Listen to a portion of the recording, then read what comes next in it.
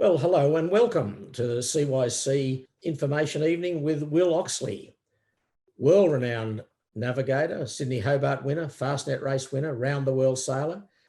Greetings, Will. Where does one find you? Yeah, hi Shippers. I'm in rather chilly Saint-Tropez at the moment. I feel embarrassed to be saying it to the largely Australian audience, but I've been lucky enough to get away and ply my trade overseas. And what have you been sailing on there, Will?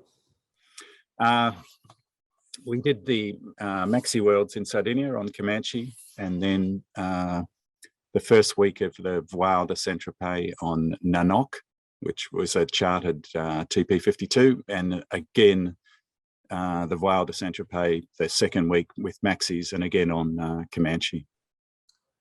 Well, they've done differently this year in Saint-Tropez, haven't they? They've broken it into 2 weeks. Normally they cluttered it all into 1 week, and with the classics and the moderns all together, and they've split it up that the moderns or the big boats have raced the second week, and the classics and the smaller, newer boats have raced the first week. Has it been an exciting regatta as usual?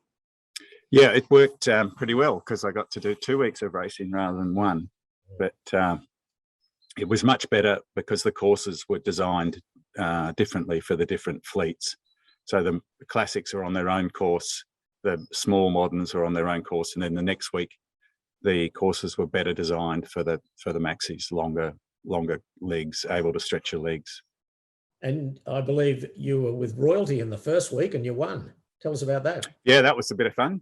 I guess you mean Tom Slingsby and Kyle Langford. No, a bit more royal than that. Yeah, we were racing with Prince Frederik of Denmark, and I'm lucky enough to have been one of his crew for quite a while, since he came to Hamilton Island a few years back. Yeah. And how's Comanche going? Comanche's going well.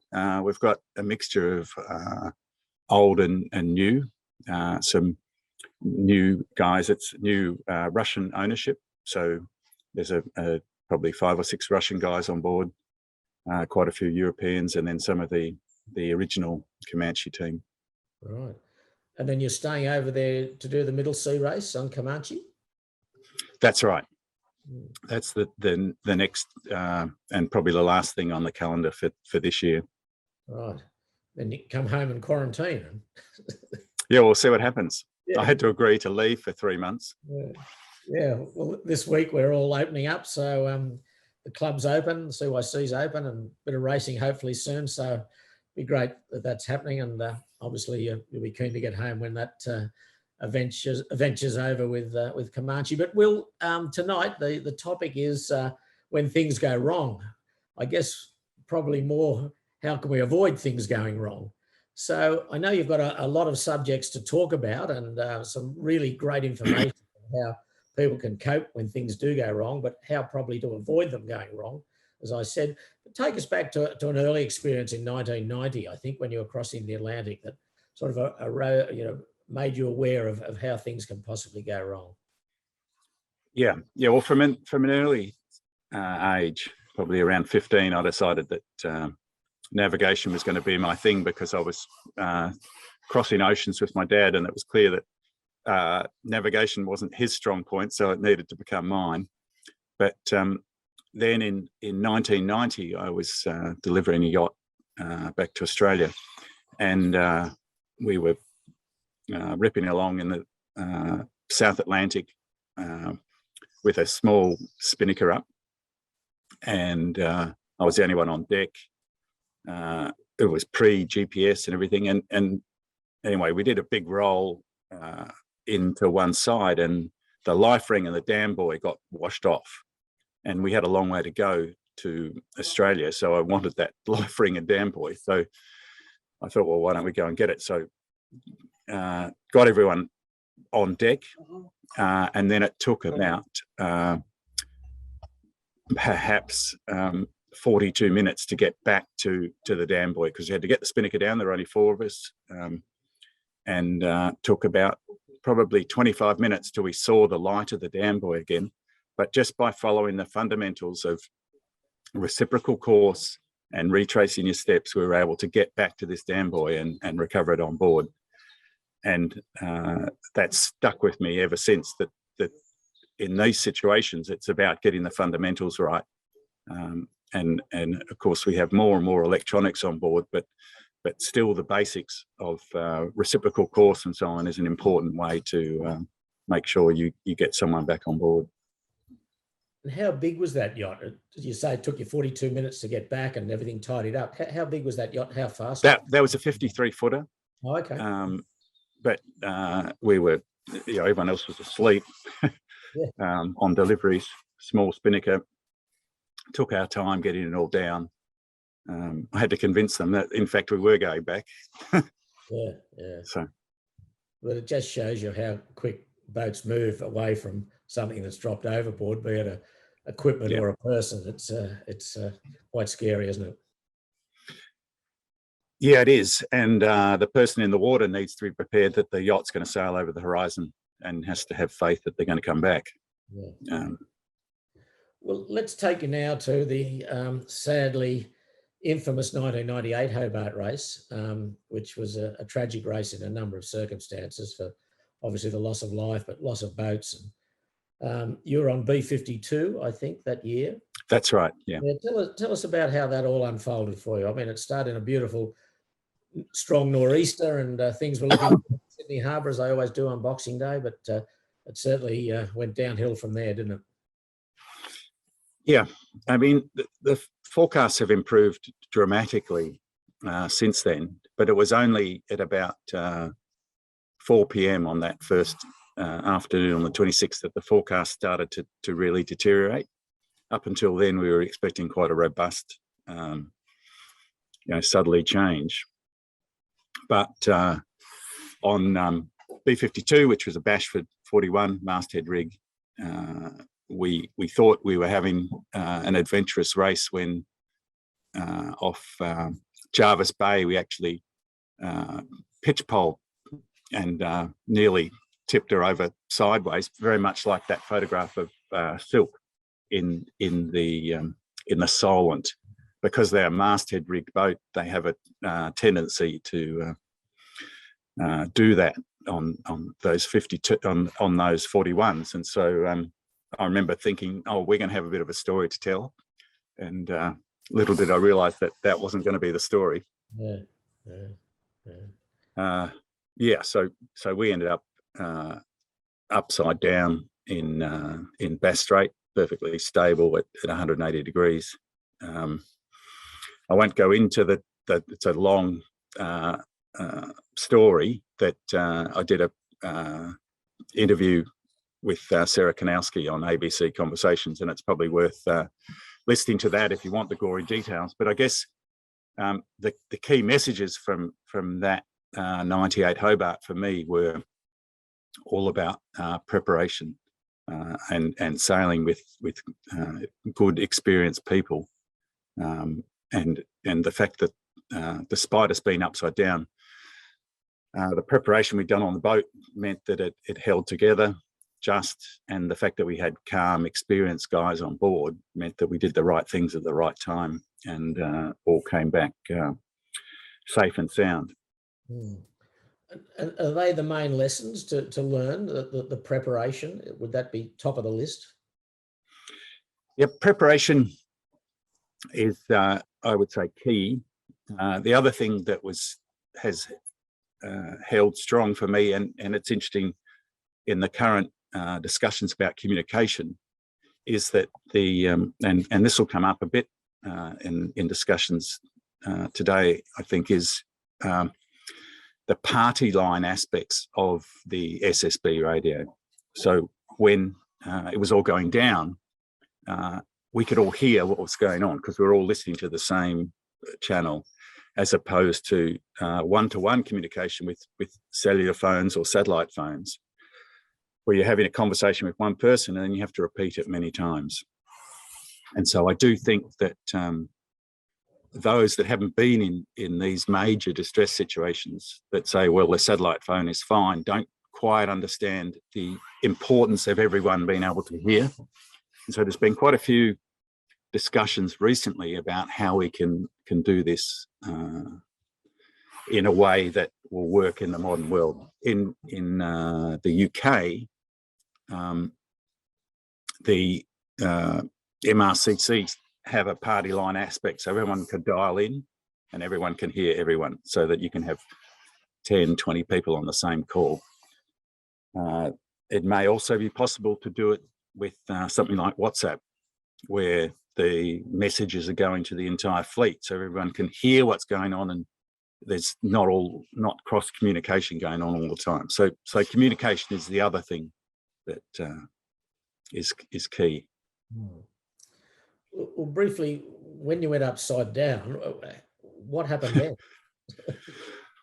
Well, the boat was all closed up. We had the washboards in, and we had just 2 people on deck because it was.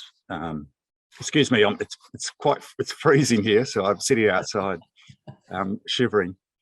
But we had 2 people outside, and so we didn't know what had happened to them. But the boat turned upside down very quickly, and of course we had most of the sails down below, and so they all ended up on the coach roof, if you like, and so we're standing on the sails in water, because water was slowly leaking in, and it was all very calm and quiet. We'd gone from a maelstrom to it was very peaceful, and the shards of light were coming up through the windows, and I remember standing there and having normal conversations. Wow. Was that at night time or daytime? No, it was about 6:30 in the evening, so it was still daylight. Right. And how long were you upside down for? Between 3 and 5 minutes. Right. It took long enough for me to get out my wet notes and start writing notes. Right. And obviously, when the boat righted itself, the 2 guys on deck were still there. Yeah, one of them had been steering, so he went through the wheel. Was harnessed on, so he unattached himself and swam out, and then found himself floating in the Bass Strait, which wasn't ideal. He managed to sort of surf back to the stern and hold on, and the other guy stayed attached and managed to go up towards the bow area, because of course he's looking up at the keel. We just assumed inside that we'd lost the keel, but it was still there. It was just that the boat was stable at 180 degrees, because he had now all these sails, water, people standing inside, upside down. So I think it took another wave to right the boat again.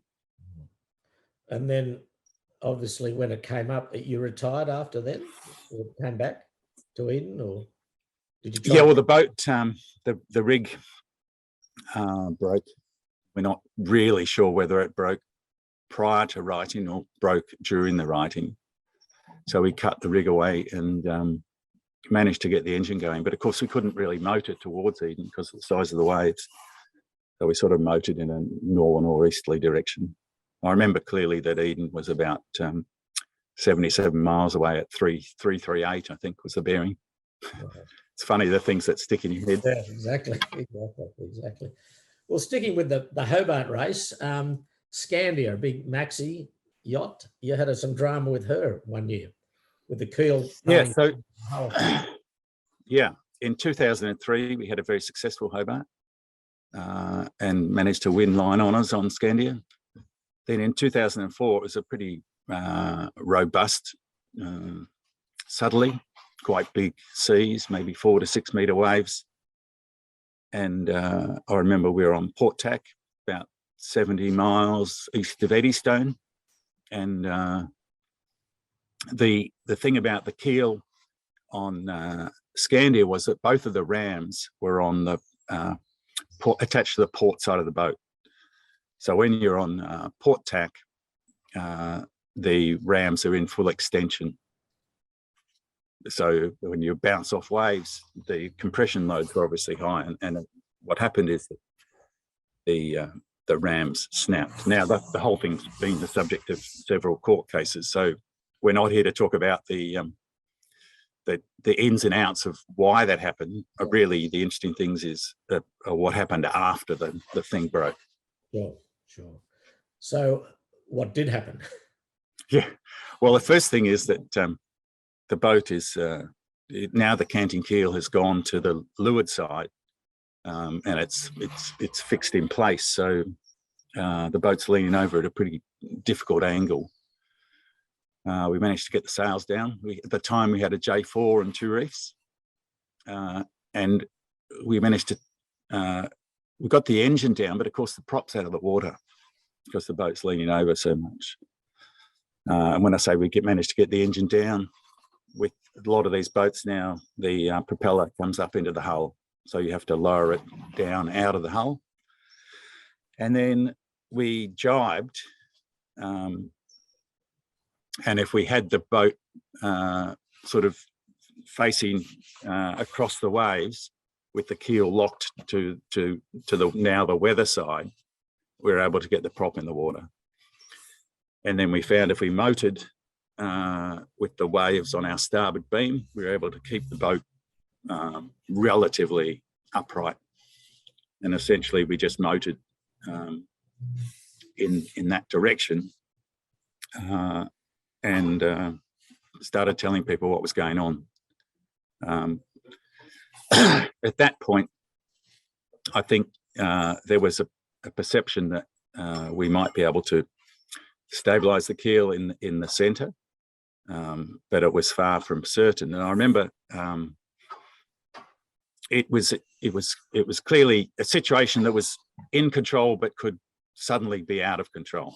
So I put out a pan, and the police boat was dispatched from northern Tasmania, and that was actually pretty important because it took them, I think, probably around 7 hours to get to our position, because of course we're motoring away from them at a slow speed.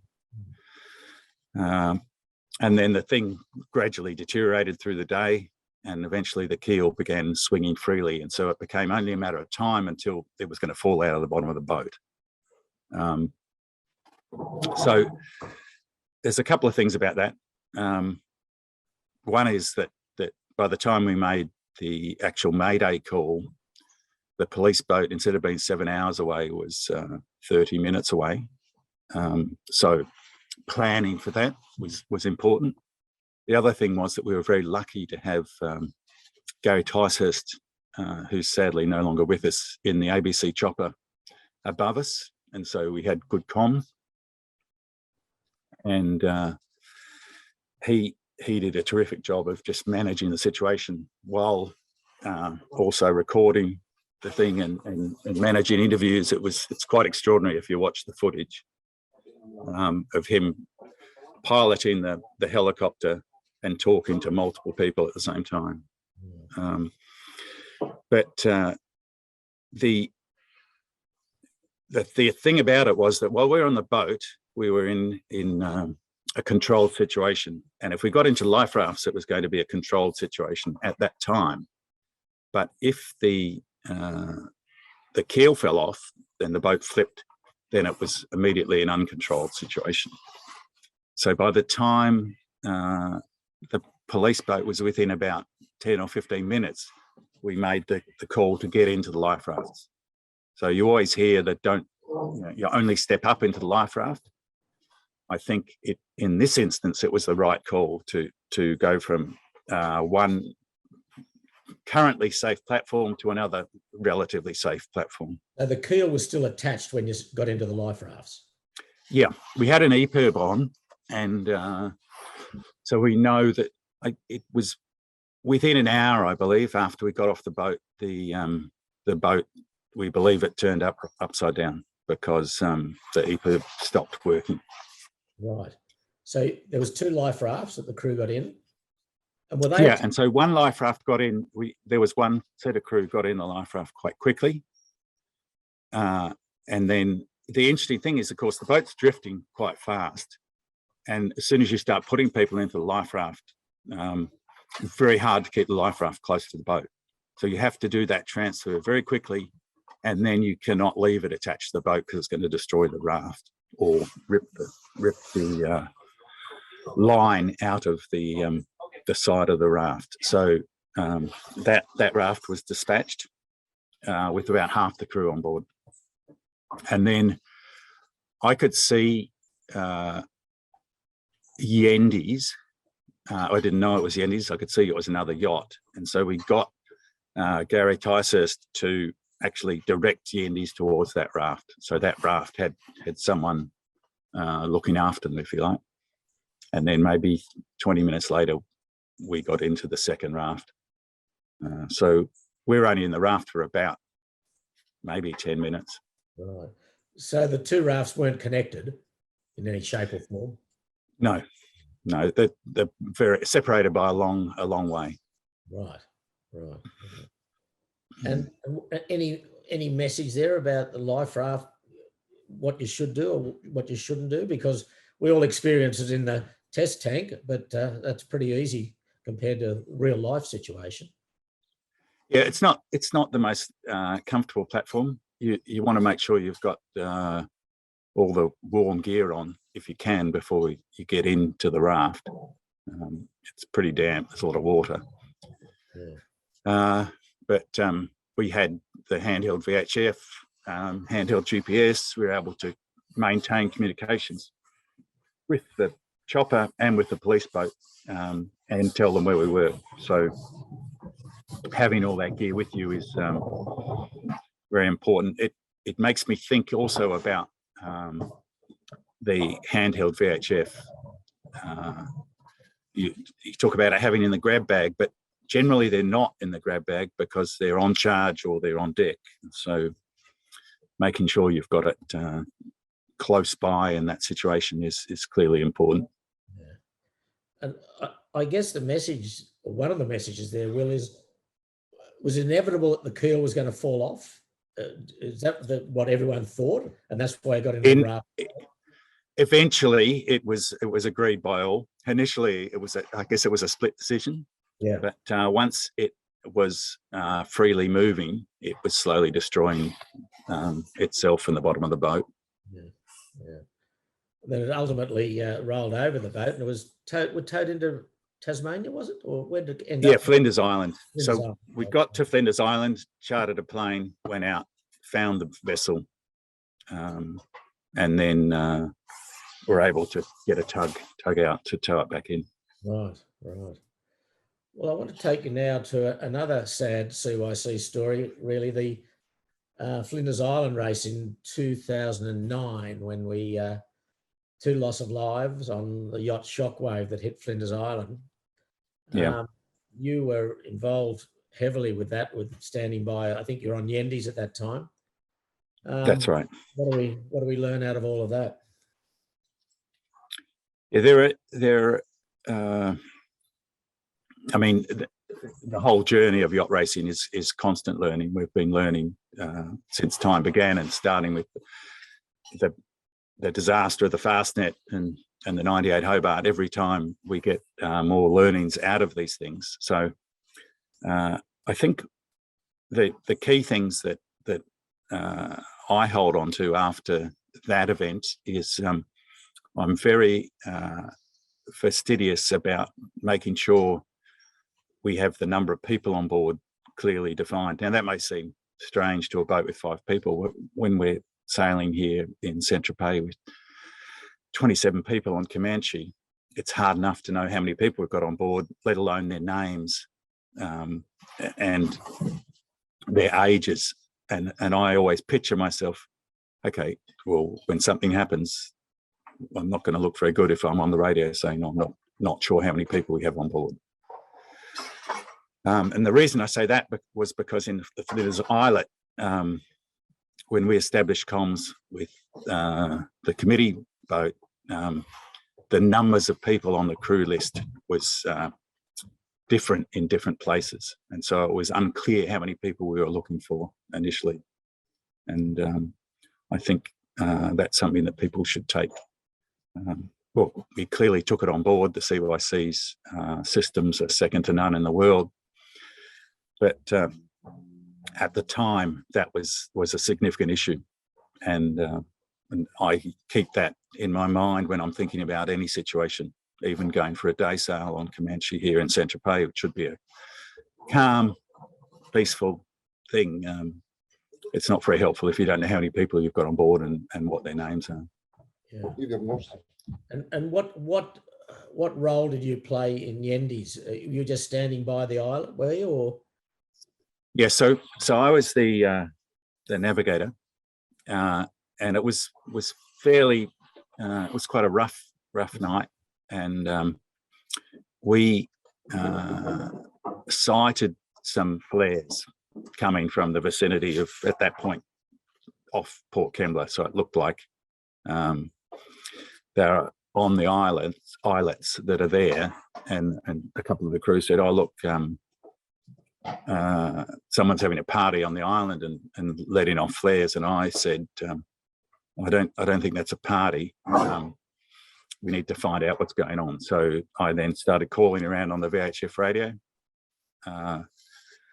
Because everyone was monitoring their VHFs, I got responses from everyone except for Shockwave.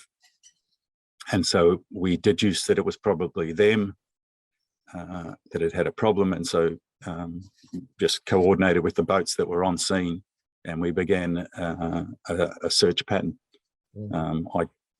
I couldn't contact offshore on the radio, and this is another thing that came out of it, was that the communications on SSB were difficult when the offshore was within the confines of Sydney Harbour. So again, this has been something that we've improved. But I spoke to Dennis on the telephone, and we were able to coordinate things from there. And then obviously the water police got involved. They were on scene very quickly, and 3 people were recovered from the water. Sadly, 2 of them were deceased. What message would you give to a navigator that might be new to his trade, that you're doing overnight races, and we talk about, say, Bird Island or Flinders Islet, from a navigational point of view, that that a disaster such as this can be prevented at all cost? Not at all cost. I mean, these things happen. I mean, what do you do from a navigational point of view to make sure you've got room? Yeah, so this does come back to the preparation. The first thing in the electronic world is making sure that you've got backups for backups. So what happens when a sheep rips the primary GPS off the back of the boat? Do you have no GPS, or are you on deck with a handheld trying to figure out what's going on, or do you have a secondary one that you can just switch to immediately? What happens if you get dead ship, flat batteries? How do you continue to navigate? And then the other thing is that I have a mud map, and so I know the bearings and the ranges of things, even if everything goes dead. And that happened to me this week in Saint-Tropez, where we had a computer meltdown, but I still needed to know the bearings to the marks to be able to recover the situation. I also needed to know where the shell bits were and what were the clearing bearings to be free of those dangers. So I would say, don't get yourself into a situation electronically that you can't get out of manually. And this is particularly the case when we're navigating north and you're inside Seal Rocks, and it's easy to get in there with your navigation electronic stuff, but then when it goes down, how do you get out? What's the clearing bearing? Which way do you turn, left or right? What's the minimum depth you should expect to see? So there are a whole lot of things that you need to be doing at the same time, and get into the habit of, okay, the GPS says I'm here. Okay, so the depth of water should be 30 meters. Is the depth of water 30 meters? Okay, I should see that light to the south of me. Is that light to the south of me, or is it the southeast of me? I mean, GPSs have problems from time to time, and that forms part of the Flinders Islet report discussion about the deterioration, the quality of the GPS that evening, which, although was not seen to directly contribute, may have played a role. And finally, the other thing is fatigue management. We know from many marine incidents that fatigue has a major role to play, and lack of sleep is in many cases far worse than drunk driving. We know that the skill sets that you have after severe lack of sleep, the ability to do tasks is similar to a drunk person. But I guess the strong message out of that is the preparation that goes into any race, really. And it's got to be magnified in those sort of races up and down the coast, or anywhere really, when if your systems go down, you've got to get all the old paper chart and all your handwritten notes out and go from there. Yeah. Well, the interesting thing is that the requirement for paper charts is inevitably going to be phased out around the world. Rightly or wrongly, it's part of our world. So we really need to be thinking about how we deal with that. Yeah. And it's fine for someone to say, "Oh, I've got the charts on my iPhone. I'll be right." That's not really acceptable. And what happens when the battery on the iPhone goes flat? What do you do then? Or the iPhone gets wet? We need to be thinking about these things. And the other thing is that the situational awareness is much easier, as you'll be aware, Peter, with the big chart where you can see everything ahead of you. When you're looking at things on small screens, it's hard to get the scale correctly. The overall picture, exactly. Yeah. Well, let's go now to the Volvo Round the World Race 2011 on camper. Was that your first Volvo or first round the world? No. I'd been around the world in 2000 on the BT Global Challenge, then 2005 with the Maxi Catamaran, then a partial Volvo with Brunel. Right. So that was my fourth go around the world. Talk us about the dramas you had with camper. Yeah, well, camper. This was the Volvo 70 days, and we were ripping through the Southern Ocean from. We were going from Auckland to South America, and we were going very fast downwind. And the interesting thing is we're well aware of damaging boats when you're going upwind and pounding into a sea state. But on a Volvo 70, the same thing can happen when you're doing 30 to 35 knots downwind and you're hitting waves with quite a bit of force. And so we damaged quite a bit of the boat up forward, and to the extent that the requirement, the request from the designers was that we don't drop off any more waves. And we had we ended up under doing 6 knots under very reduced sail. But leading up to that happening, we had back in those days you had a huge amount of boat building stuff on board. So we had power tools, carbon, and we had Rob Salthouse in the bow, basically rebuilding the boat, chopping up carbon battens, laying them along stringers. Designers saying, "Oh, you don't need that frame." Oh, it does look as if you do need that frame now. And so the situation was pretty precarious because we were a long way south. Water temperature was about, from recollection, it was about 7. So the first thing that Nico did, and we were in consultation, Chris Nicholson was obviously the skipper, is that we turned the boat to the north a bit because the warmer water was going to increase our chance of survival if we did have to get into the raft. A vessel coming from South America was going to take them, I think from memory, it was at least 5 days. We weren't very far away from Point Alpha. So we were about as far away from help as you can get. There was no air support, nothing was going to happen. So we were on our own. So the fact that we had all of the right gear on board, and again, that we made the right decisions, saw us get the boat safely to South America. But it was also, in hindsight, I would say it's a very clear lesson about knowing when to back off.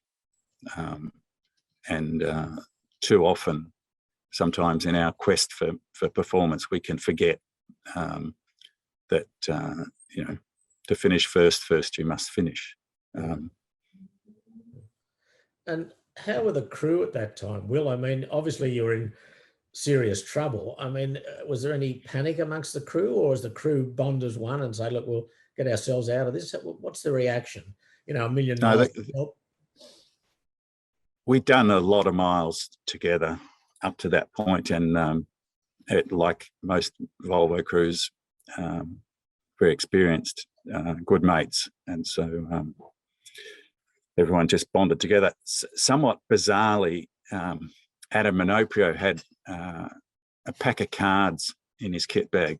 And it's not quite clear why he had that contraband, but there were many games of 500 played for the next, probably took us about 10 days to get to South America at reduced speed.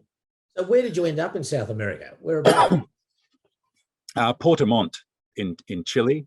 Okay. And Neil Cox and his team were there, boat builders, and they put the boat back together. And I remember we set off again just ahead of another 50-knot low heading our way, and just squeezed around Cape Horn ahead of this front, and got to Itajaí. Meanwhile, funnily enough, we had another one of our competitors also had damage and ended up in Portimont, but they trucked their Volvo 70 to South America. Yeah. Well, I'll stick with the Volvo race now, and Chris Nicholson, he 4 years later aboard Team Vestas, he had quite a catastrophic incident in the Indian Ocean. I think it was on the leg from Cape Town up into Dubai, up into the Middle East somewhere, wasn't it? Yes. Yeah. Tell us all about that. I mean, unbelievable story, this one. Okay. Well, I might share my screen for this and show you some images that'll help paint the picture.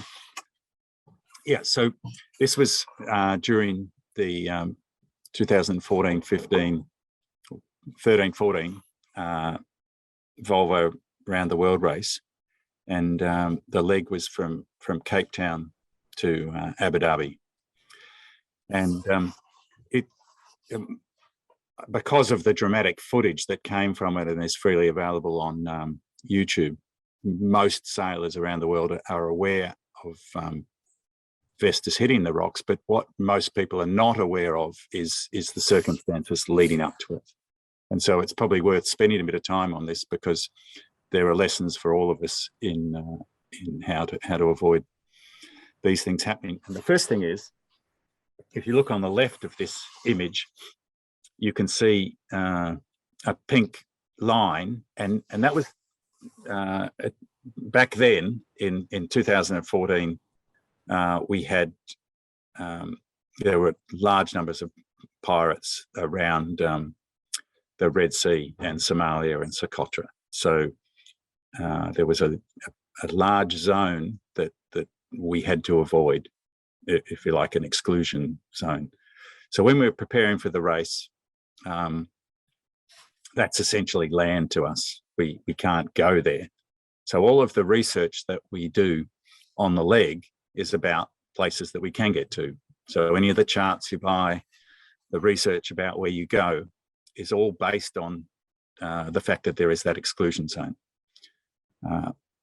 And then while we were in Cape Town, if I just jump forward to the next slide, there was sorry for the image. If you look in the bottom left, that's Africa.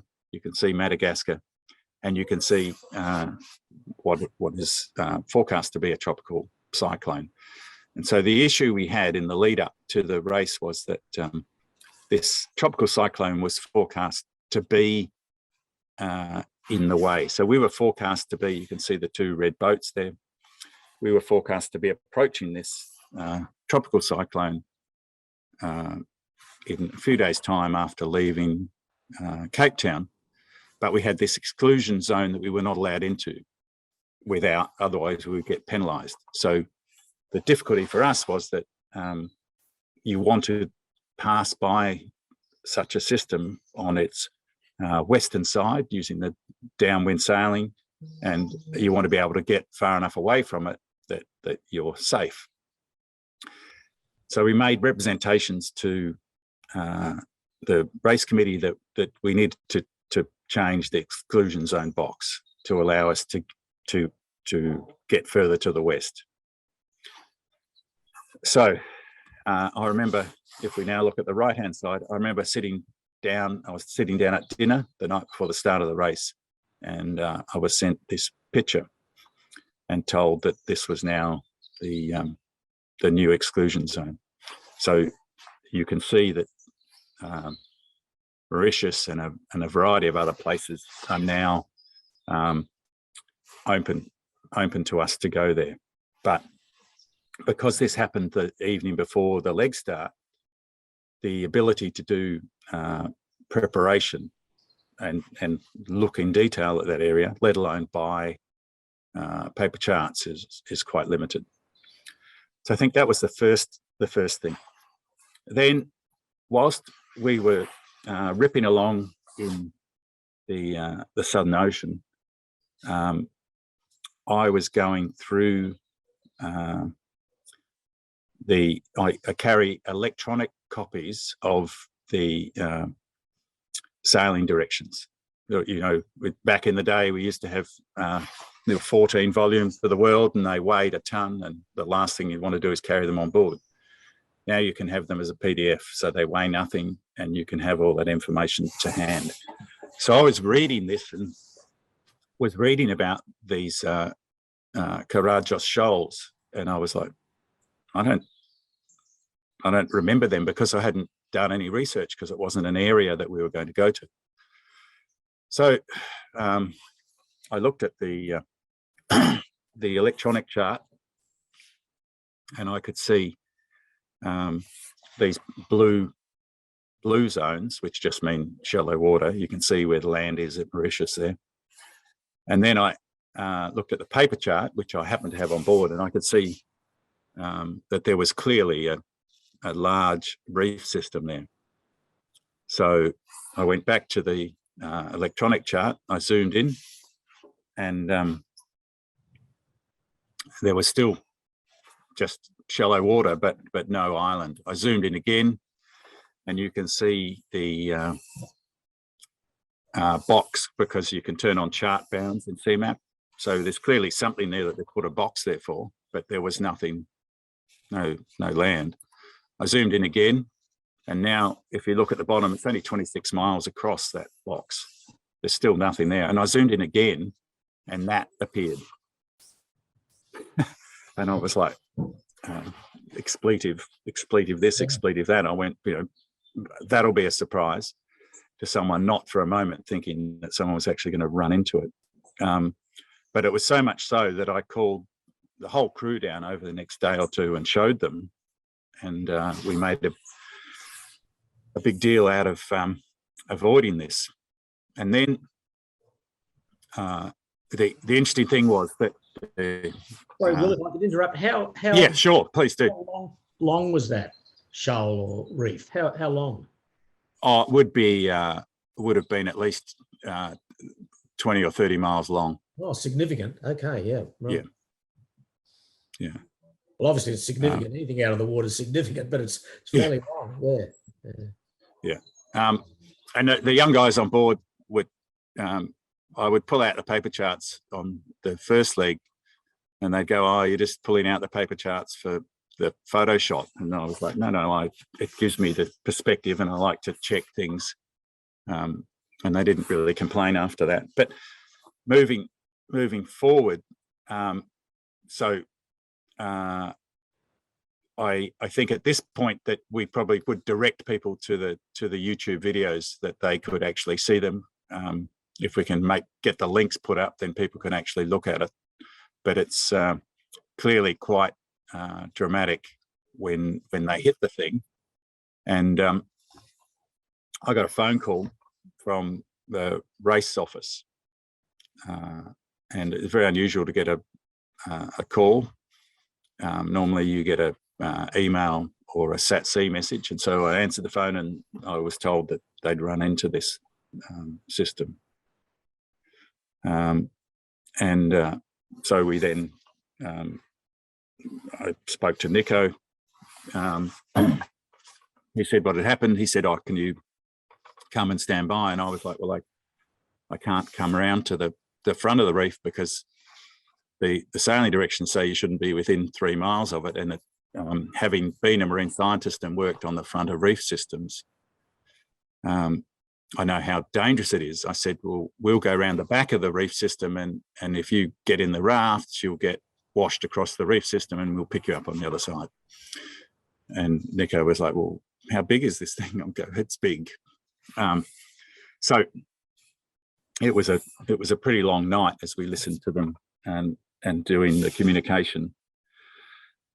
As the boat deteriorated and they made a decision to leave, we had the tide tables for this place on board because we had electronic tide tables, and so we knew when was the lowest water. So they made the decision to leave the vessel at low tide. And this is what it looked like on our expedition plot. So we got Vestas to turn on one of their SARTs, search and rescue transponder, and so we could see where they were. And meanwhile, we were at the back of the reef system, just because, of course, it's still dark and it's poorly charted. So we're trying to make sure that we don't run into it ourselves. And as their boat deteriorated, they ended up on the handheld VHF. So we had to get increasingly closer, but we could see their life raft light. They could see our mast light. We just stayed there all night. There was a bit of black humour, I remember, in the evening, because there was a little Coast Guard station on this island to the south here, but really it was just a couple of blokes in a tinny. And every time we turned around to head south again, because once we'd established how close we could get to the reef, we then made sure that we just went over our track again because we knew it was clear of danger. And every time we turned around and they saw our red and green light, they went, "Oh, do you go to get Vestas now?" We're like, "No, we can't go and get them. We have a big keel as well." And 15 minutes later, we turn around, "Are you going to get them now?" No. But then we got a call from race control in Alicante that, and so these guys are now walking the life raft through the lagoon. And we've got a call saying, "Oh, you're going to have to tell them to get out of the water because this place is notorious for dangerous sharks, and people go there from all over the world to see these sharks." So I'm on the handheld VHF and I'm like, "Oh, Nico, you've got to get out of the water. There's sharks." He goes, "I will. We've known each other a long time, but is it really time to start making jokes about that sort of stuff?" And I went, "No, unfortunately, I'm serious." Because so they ended up tying the life rafts up to a rock. And then the guys came and got them in the morning. This is our track of Alphamedica on Google Earth, and that was what greeted us in the morning. We could see Vestas high and dry, and most people have seen that image. It was pretty horrendous, but they were all safe and well. I guess the important thing is in terms of tonight and this discussion is why did it happen? So I guess the main thing is they were unaware it existed.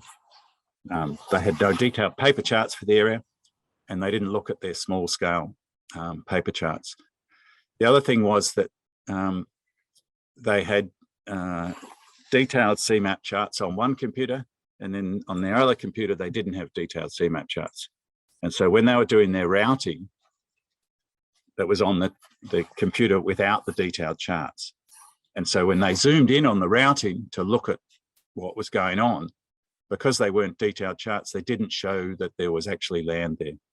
So therefore, it was, in their minds, it was reasonable to assume there was no land there. But of course, we now know that that's not how the system works. So this is a point to recommend the Australian Hydrographic Office charts for those in Australia and the ENCs for others all around the world. The other thing was that Lake changed the sailing instructions, which I talked about. So you couldn't do any preparation work. And then the other thing was, of course, that I talked earlier about that cyclone. So as a navigator, we went through that cyclone, or to the side of it. It was by then a tropical depression. And so there was a whole lot of navigation and weather routing to get through that safely. So you're then tired and fatigued. So the navigator on board Vestas had actually been asleep for more than 3 hours at the time they ran into the reef.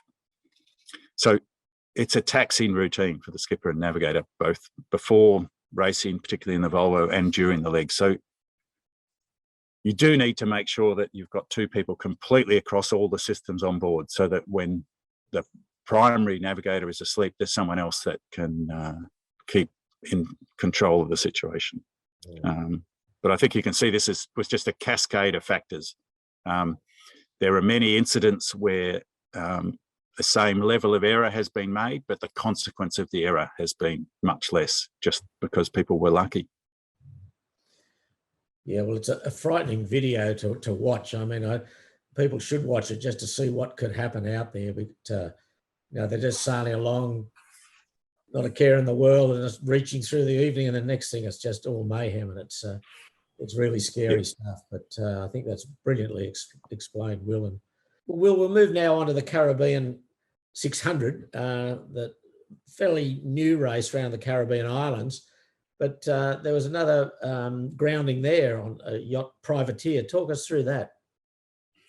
Yeah, so this discussion is not about bagging on privateer. It's really just to unfortunately use them as an example of the importance of the electronic charts and the differences in the quality of the charts. So the other thing is, of course, just to hark back, there's a very good report on the stranding of Vestas Wind, as there is for the Flinders Islet inquiry and a number of other things. And so all of these reports are freely available online, and people can learn from reading these reports. But yeah, if we talk about the Caribbean 600, so this is an example from Expedition using the Expedition 4D charts. And this is the south coast of Antigua. The Caribbean 600 starts and finishes in Antigua. And you can see the reef system here at just to the west of Falmouth Harbour. And you can see it shown on 3 different chart systems: the raster chart, the CMAP chart, and then on the electronic ENC, which is the official hydrographic chart. And the thing about the ENCs is they're updated every couple of weeks, and they are the official charts. Those many navigators will be aware that when you fire up something like Expedition that gives you this warning saying these charts shouldn't be relied upon, they're just copies, we're in no way responsible if you use them. Whereas the ENCs are the official charts. And so one of the things that you can do with the electronic navigation charts is that you can turn on the accuracy of the charts. And you can see here, I've got the little red box, and you can see that there are 2 stars in the box. Can you see that all right, Peter? Yes, I can. Yep. Yeah. So if you go across to the up the top, you'll see that 2 stars means large depth anomalies may be expected and poor quality data. And if you look across to what that means in terms of zone of confidence, it says that it's worse than zone C. Zone C says that at a depth of 10 meters, the accuracy of the depth is still within plus or minus 2.5 meters. So if you're thinking you've looked at a sounding of 5 meters and you draw 4 meters, so you're good to go, the point is that you're far from good to go. And the other thing is that the accuracy of the rocks and things is only to within plus or minus 500 meters. And so we used to accept this as normal when we were sailing with paper charts and without GPS. But as people have become used to navigating with GPS, you assume that because you know exactly where you are, that the quality of the information that you're overlaying that position on is up to it. But it's very much not up to it. And in comparison, if you look at the green square on the right-hand side, that is a zone of confidence A1. And so that is the entrance to Falmouth Harbour, where all of the super yachts go. And so that's had a full side scan sonar survey. And so in that situation, the accuracy is plus or minus 5 meters, and the depth at 10 meters is accurate to plus or minus 0.6 of a meter. So there's a huge amount of information contained in this ENC accuracy stuff that is not available on the normal charts. And an understanding of this is critical to knowing how much you can push based on the information you have on your charts. And that's the message I want to get through. I was running one of my navigation courses talking about this stuff, and I had done the Caribbean 600, and I'd seen privateer hit or I knew of privateer hitting the rock in the same race. So I thought, I had their track. I thought it would be interesting to have a look at their track overlaid on these charts. And so basically, for those of you that haven't done the race, you come out of English Harbour and then the start, and then you head to the east and the northeast around Antigua, and you tack in and out, and you can see this red ellipse that is just off Smith Island there. And if you look in the bottom left, you can see this is the track of privateer overlaid on Google Earth. If you look in the top right, you can see it on the IMRAE chart. You can see they've gone very close to a series of rocks there on that chart. You look in the bottom right, you can see that, again, they went very close to those rocks. But actually, if you look at the ENC chart, you can see that the track shows them going straight over the top of those rocks. So the zone of confidence there was probably only plus or minus 500 meters anyway. So any navigation there should be visual. You need to be looking over the side, and it's clear water. You can see bommies. But the point I'm strongly making is that I think the ENC charts are the best that we have, but you still need to use your Mark 1 eyeball to avoid running into things. Yeah. Well, Will, very insightful indeed. So what's the message out of all of this? I mean, you've witnessed disasters and you've analysed disasters. What's just a couple of quick messages to budding navigators or experienced navigators?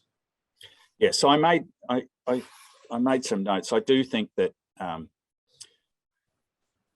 preparation is a huge part of it. I'd like to say I've done more than half of my job by the time I get to the start line in terms of time.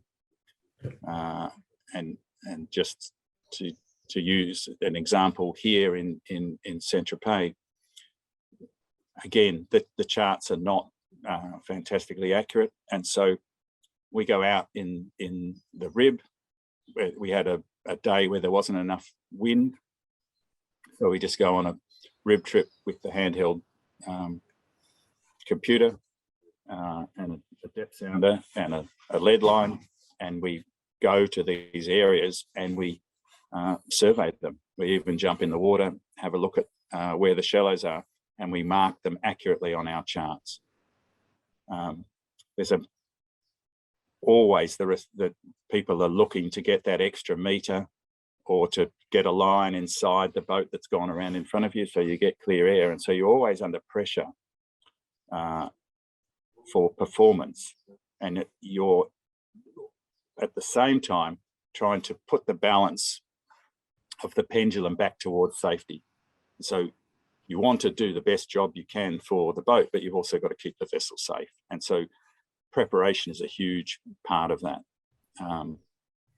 Training is also important. Training in navigation, training in how to use your safety equipment on board, training working as a team so that everyone knows what everyone else does, and in the event of an incident, people behave correctly.